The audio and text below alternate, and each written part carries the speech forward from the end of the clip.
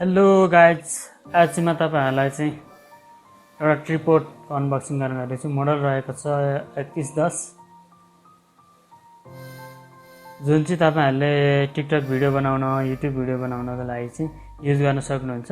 र ट्रिपोड भएन भने तपाईहरुको मोबाइल अथवा क्यामेरा चाहिँ हल्लिन सक्छ र तपाईले सोचे जस्तो भिडियो क्वालिटी चाहिँ आउँदैन। त्यसकै लागि मैले चाहिँ ट्रिपोड 3110 मोडल जुन रहेको छ यो चाहिँ मैले किनेर ल्याएको छु र यसको प्राइस लगभग 500 देखि 600 सम्म यो आइहाल्छ र यसकै अनबक्सिङ गरेर देखाउन गइरहेको छु। यो चाहिँ रहेको छ मोबाइल माउन्ट। तपाईहरुले क्यामेराको लागि चाहिँ छुट्टै क्यामेरा माउन्ट किन्नुपर्ने हुन्छ।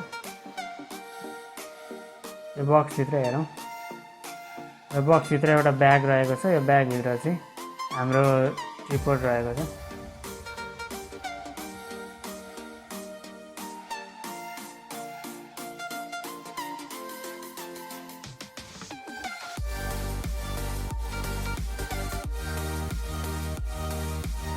मोबाइल माउन्ट चाहिँ हामीले माथि राख्ने गर्छौँ। त्यहाँ राखेर चाहिँ हामीले मोबाइलबाट चाहिँ भिडियो सुट गर्छौँ।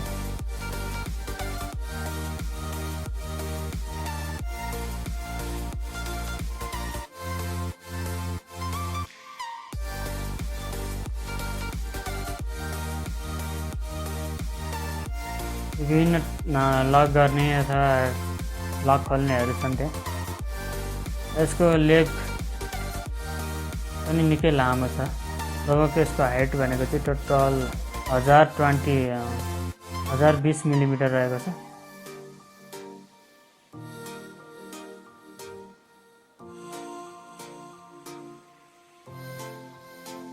साथीहरु, तपाईहरु टिकटक भिडियो बनाउनुहुन्छ अनि युट्युब भिडियो पनि बनाइरहनु भएको छ भने तपाईहरुले एउटा ट्रिपोड चाहिँ किन्नै पर्ने हुन्छ।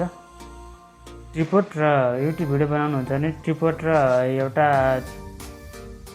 साउन्डको लागि चाहिँ बोयाको M1 माइक चाहिँ किन्नै पर्ने हुन्छ। बोयाको M1 माइकको अनबक्सिङ चाहिँ मेरो आई बटनमा हेर्न सक्नुहुन्छ। लगभग धेरै नै हाइट छ यो।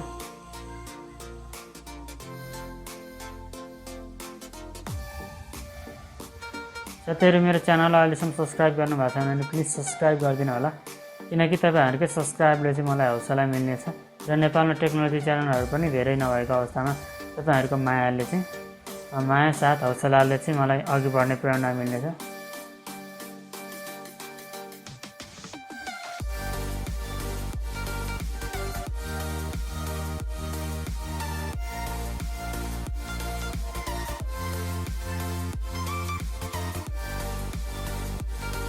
तपाईहरुले यो मोबाइल चाहिँ होरिजन्टल अथवा भर्टिकल दुवै साइडमा चाहिँ राख्न सक्नुहुन्छ।